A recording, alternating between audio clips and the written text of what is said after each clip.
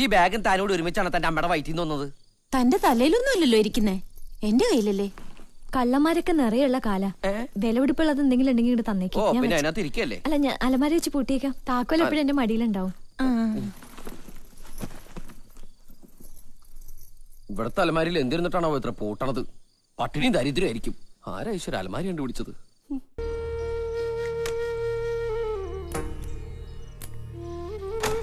ഇയാളെന്തിനാ ഈ മുറി കുത്തി തുറക്കുന്നേ? ഇതെന്റെ മുറിയാ, കണ്ടു പൂട്ടിട്ട് പോയതാ.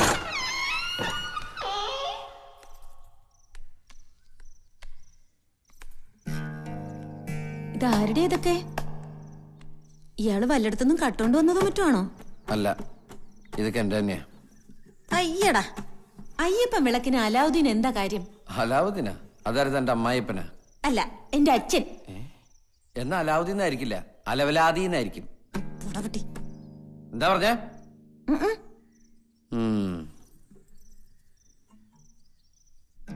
അല്ല, ഇയാളുടെ മുറിയിൽ എന്താ ഈ കൊട്ടും വാദ്യൊക്കെ? ആരുടെ ഈ വീണ? ഇത് എന്റെ അമ്മയുടെ വീണയാ, എന്റെ വീണയാ.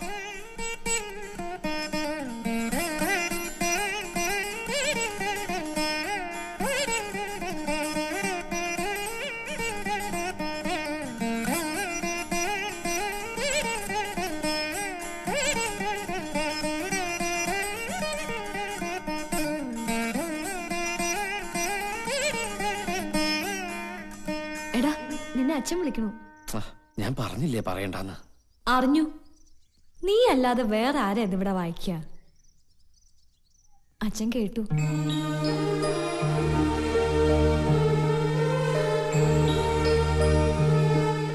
മാപ്പ് തരണം ഈ മഹാഭാവിക്ക്.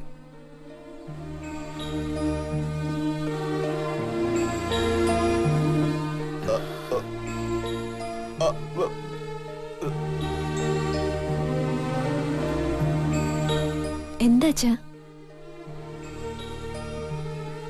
പാടാനോ?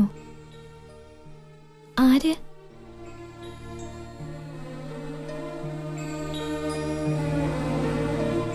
നീയൊന്ന് പാടൂന്ന്.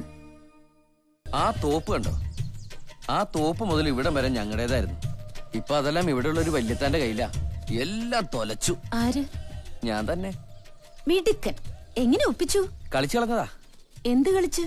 ചൂത് കളിച്ച്. ഇവിടെ മാത്രമുള്ള ഒരു ഏർപ്പാടാ. അമ്മച്ചിപ്പൂരത്തിന് എല്ലാ കരയെന്നും കളിക്കാരെത്തും. കള്ളന്മാരാ കൂടുതലും. പലപ്പോഴും വെട്ടും കുത്തും വരെ നടന്നിട്ടുണ്ട്.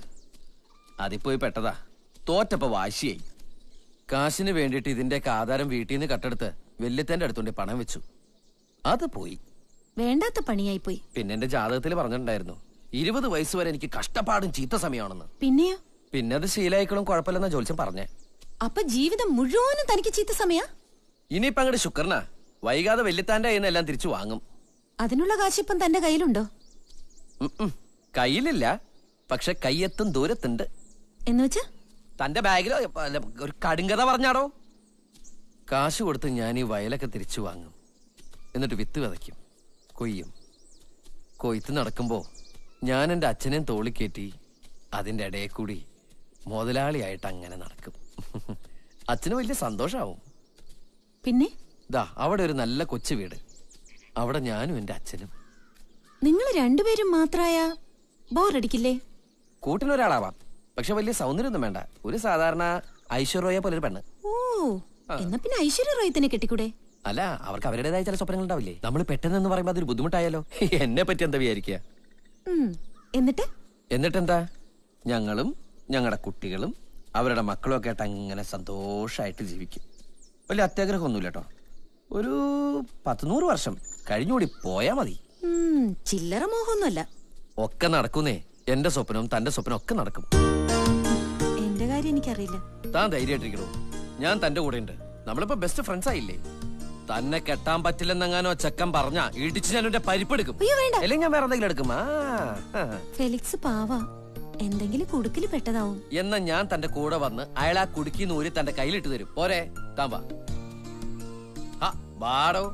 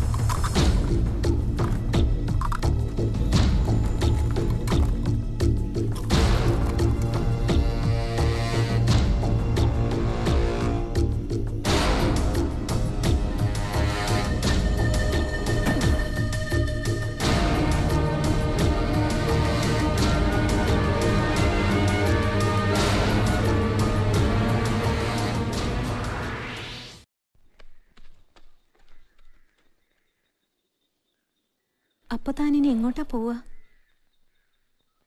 ഒന്നും തീരുമാനിച്ചിട്ടില്ല. എവിടുന്നെങ്കിലും കുറച്ച് കാശുണ്ടാക്കണം. ഇവിടെ നിന്ന് ഭ്രാന്തായി പോവും. എല്ലാരെയും പിണക്കി പറഞ്ഞു വിട്ടിട്ട് ഇന്ദുവിനെ കെട്ടിച്ചയക്കാന്ന് വാക്കുകൊടുത്തതല്ലേ.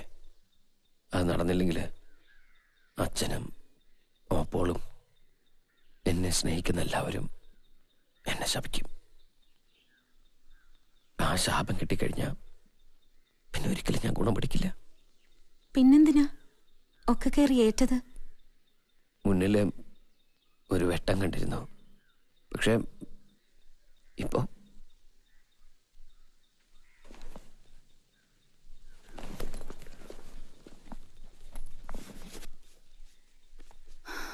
പക്ഷെ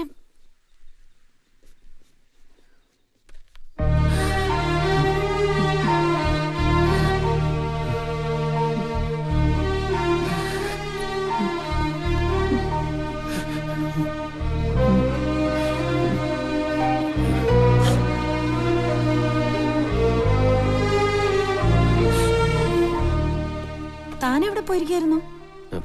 ഞാനൊന്ന് മൂത്രമൊഴിക്കാൻ പോയതാ. കണ്ണിക്കൂടി മൂത്രമൊഴിക്കുന്ന ഒരാളെ ഞാൻ ആദ്യമായിട്ട് കാണാം. ഏ താനെന്തിനാ കരഞ്ഞേ? ഏയ്, ഞാൻ കരഞ്ഞല്ലോ. കണ്ണിൽ കരട് പോയതാ. വണ്ടി വരുന്നുണ്ട്. ദാ ഇതിരിക്കട്ടെ. എന്റെ കയ്യിൽ ഇതേ ഉള്ളൂ. വഴിച്ചെലവിനോലും വേണ്ടേ. തന്റെ ആഗ്രഹങ്ങളൊക്കെ നടക്കും. ഞാൻ പ്രാർത്ഥിക്കാം. ഭൂമി ഉരുണ്ടല്ലേ. വിധിയുണ്ടെങ്കിൽ നമുക്ക് എവിടെയെങ്കിലൊക്കെ വെച്ച് എപ്പോഴെങ്കിലൊക്കെ കാണാം.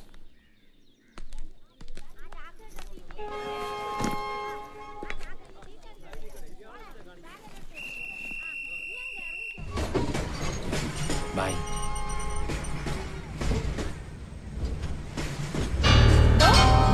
ഇത് നോക്കി, ഇതല്ലേ തനിക്ക് വേണ്ടത്? എന്റെ കൂടെ വന്ന, എന്റെ കാര്യത്തിന് കൂട്ടുനിന്ന സമ്മാനായിട്ട് ഇത് തരാം.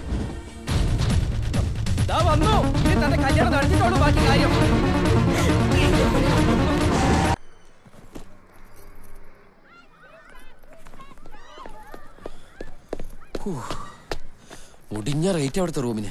ഒരു ദിവസം 3000 രൂപ. എന്റെ കയ്യിലാണെങ്കിൽ 250 രൂപ ഉള്ളൂ. എല്ലാരും എത്തിയോ?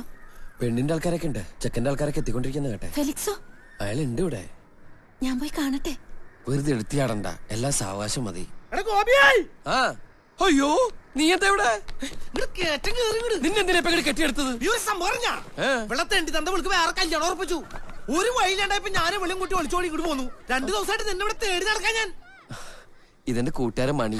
മാല അതിന്റെ കയ്യിലുണ്ട്. ആ മാലയല്ല, ഇത് മേഘമാല. അവൻ കെട്ടാൻ പോണ പെണ്ണ. എന്താ ഈ പെണ്ണിനെ മാല കിട്ടിയോ? ആ മാല വെച്ച കാശ് കിട്ടിട്ടോണ് ഈ മാല കെട്ടിട്ട് ആ തന്തപ്പെട്ട മുമ്പിൽ ആണായിട്ട് പോയി നിൽക്കാൻ. കിട്ടി എന്നാ കിട്ടി. അതിന്റെ ഏർപ്പാടാ. അതൊക്കെ ഞാൻ പറയാം. അന്നത്തിരി കാശായി ഞങ്ങളൊന്ന് ഓട്ടയ്ക്ക് കൊടുക്കാനാ. എത്ര? 7300. 7300. നീ വരുന്ന വഴിക്ക് ഓട്ടോറിക്ഷ സ്വന്തമായിട്ട് വാങ്ങിച്ചോ? ഈ പെണ്ണിനെ കൊണ്ട് ഓടുന്ന വെപ്രാളത്തിലേക്ക് കിട്ടിയ ഓട്ടയാ. പിന്നെ അതിലിങ്ങോട്ട് പോന്നു. നാട്ടിൽ നിന്ന് പിടിച്ച ഓട്ടയാ. 10,500 മൈലേറില്ലേ. എന്നിട്ടാ ഓട്ടോ എവിടെ? ഞാനിവിടെ വന്ന് നോക്കിയപ്പോ നീ ഇവിടെ എത്തിയിട്ടില്ല. പിന്നെ ഓട്ടോറിക്ഷക്കാരനെ ഇവിടെ നിർത്തിയിട്ട് ഹോട്ടലിനകത്തോടെ ഓടിയിട്ട് പുറകുവശത്തെ മതിലിയാടി ഓടി. അയാൾ പെന്നെ തപ്പി നടക്കാ. പോലീസിന് പണി കൊടുത്തിട്ടുണ്ട് കേട്ടെ. എന്റെ കയ്യിൽ ഇനി 10-200 രൂപയുള്ളൂ.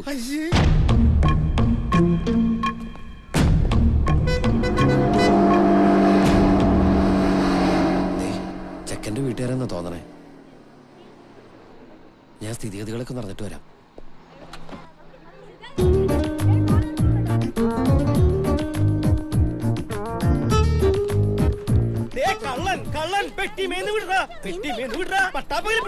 ഞാൻ ഇവിടത്തെ പോയി എന്റെ അപ്പന്റെ പ്രായം ഉണ്ടല്ലോ. കള്ളൻ ഇങ്ങോട്ട് ഇറങ്ങി വാ.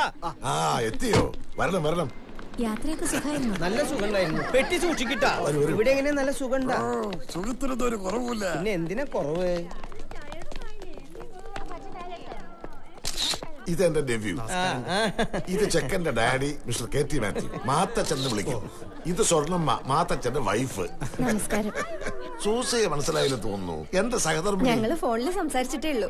ഇതെന്റെ അളിയൻ വർക്കച്ചൻ. ഇതെന്റെ മൂത്ത പെങ്ങളുടെ ഭർത്താവ്. അവള് കല്യാണത്തിന് തലേദിവസം വരെയുള്ളൂ. കുട്ടികളുടെ പരീക്ഷ നടക്കല്ലേ? ദേ, എല്ലാരെയും അങ്ങോട്ടും ഇങ്ങോട്ടും പരിചയപ്പെടുത്തുന്നതിന് ഒരു ദിവസം പോരാതാവും. അതുകൊണ്ട് എല്ലാരും സ്വയം അങ്ങോട്ടും ഇങ്ങോട്ടും പരിചയപ്പെടുക. ബാബു, എല്ലാവരുടെയും മുറിയുടെ കാര്യം എന്തായി? അച്ചായൻ തന്നെ ചെന്ന് ചോദിക്കും. ഞാൻ ചോദിച്ചിട്ട് ഇപ്പൊ തരാന്ന് പറയുന്നത്. ആഹാ, എല്ലാരും ഒന്ന് നിൽക്കണേ, ഞാൻ പോരാ. എന്ത് ഡ്രസ് അത് ജോക്കറാ? Sorry, 1 minute. റൂം ഇപ്പൊ റെഡിയാവും. എല്ലാവരുടെയും കീ ലിസ്റ്റ് എക്സ്ക്യൂസ് മീ, ഞാൻ കൊടുത്തേക്കാം. ഞങ്ങളുടെ ആൾക്കാരെ നിങ്ങൾക്ക് അറിയില്ലല്ലോ. എല്ലാവരുടെയും പേരും നമ്പറും ഈ ലിസ്റ്റിലുണ്ട്. ആ, റൂം മാറാതെ കൊടുക്കണം please. Okay, thank you. Welcome. രണ്ടെണ്ണം എന്റെ കയ്യിലിരിക്കട്ടെ. ഒരു ഒടുക്കത്തെ ലിസ്റ്റ് പറയുന്ന റൂമിൽ കിടന്നാലും ഉറക്കം വരുള്ളൂ. ഓട്ടെ കിടക്കട്ടെ.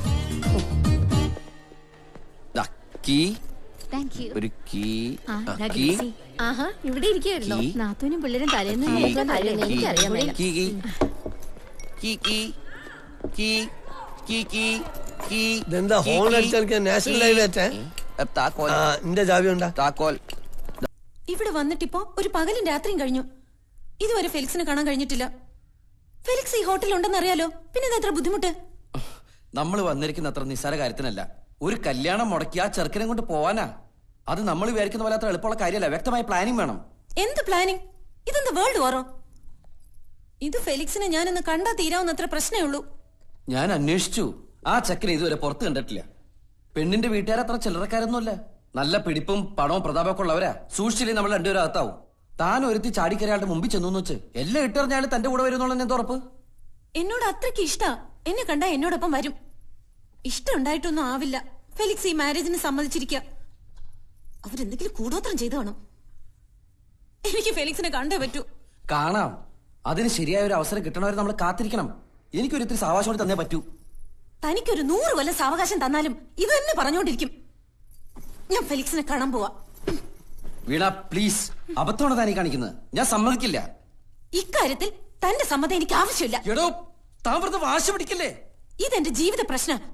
എനിക്ക് എന്തായാലും എന്താ, തനിക്കൊരു ചുക്കില്ലല്ലോ. അങ്ങനെയാണോ താൻ എന്നെ കരുതിയിരിക്കുന്നത്?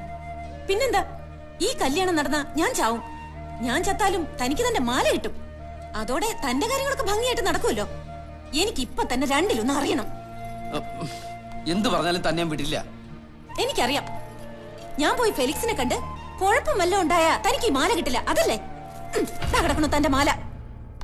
എനിക്കിനി തന്റെ സഹായവും വേണ്ട. എനിക്കറിയാം, എന്നെ കണ്ട 2 കൈ നീട്ടി ഫെലിക്സ് എന്നോടൊപ്പം വരും.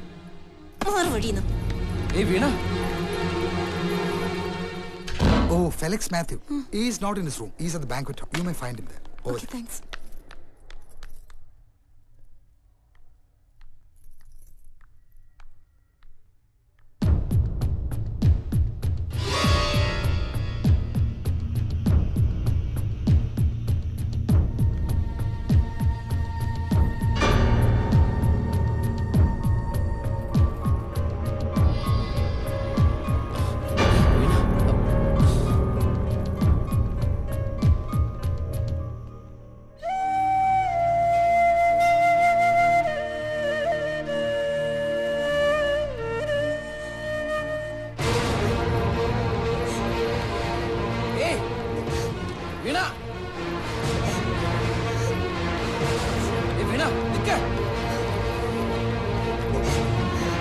ഞാൻ പറയട്ടെ.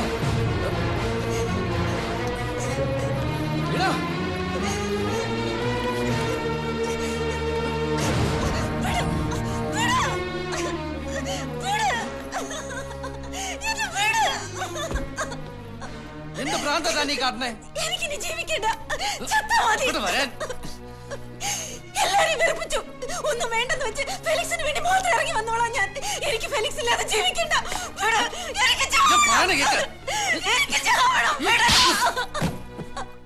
വേണ്ട വേണ്ടെന്ന് ഞാൻ 1000 പ്രാവശ്യം പറഞ്ഞല്ലേ. അപ്പൊ താൻ അതിന്റെ സ്വാർത്ഥമാണെന്ന് പറഞ്ഞു. അവന്റെ മനസ്സറിഞ്ഞിട്ട് തന്നെ അവനെ കൂട്ടുപിടിക്കാതെ വിചാരിച്ച മനസ്സമ്മതല്ലേ കഴിഞ്ഞിട്ടുള്ളൂ, കെട്ടി കഴിഞ്ഞിട്ടില്ലല്ലോ. താനല്ലേ പറഞ്ഞ കൂടത്ര കുടച്ചക്രാണെന്നൊക്കെ. അവന്റെ മനസ്സറിഞ്ഞിട്ട് പോരെ തട്ടി പൊണ്ടാറടങ്ങല്. കൊമ്പത്തെ പോലീസും പട്ടാളൊക്കെ കാവ്യ നിൽക്കുന്ന ഞാൻ ഈ മാല അടിച്ചുകൊണ്ട് വന്നേ. ഒരു ഈർക്കിലെടുത്ത് തന്നെ തലക്കൊട്ടൊന്ന് കൊട്ടിയിട്ട് ഇത് എടുത്തോണ്ടോ എനിക്ക് അറിയാൻ പാടില്ല. വഴക്കിട്ടും ചിരിച്ചും കളിച്ചും തന്റെ കൂടെ കുറെ നാൾ നടന്നപ്പോ തന്നോട് അല്പം ഇഷ്ടം തോന്നിപ്പോയി. അതുകൊണ്ട് തന്നെ തന്റെ മനസ്സ് നോണം എനിക്ക് കാണാൻ കഴിഞ്ഞേ. കട്ടുമോട്ടിച്ചൊക്കെ ഞാൻ ഒരുപാട് തിന്നുണ്ട്. പക്ഷെ ഇതുവരെ ഞാൻ എന്റെ മനസ്സാക്ഷി വിട്ട് തിന്നിട്ടില്ല. ദാ ഇതെന്റെ ജീവിതം എനിക്ക് അറിയാലോ. ഇത് തന്റെ ഇരിക്കട്ടെ. ഞാൻ പറഞ്ഞ വാക്ക് പാലിച്ചിട്ട് തന്നെ എനിക്ക് തിരിച്ചെന്നാ മതി. എനിക്കിപ്പോ അത്ര പറയാനുള്ളൂ. ഇനിയും വിശ്വാസമായില്ലെങ്കിൽ അതും കഴുത്തി കെട്ടി തൂക്കി താഴേക്ക് ചാടിക്കോ. ദൈവമേ, ഇതിനെ കൊരങ്ങായിട്ട് ഏൽപ്പിച്ചൂടായിരുന്നു.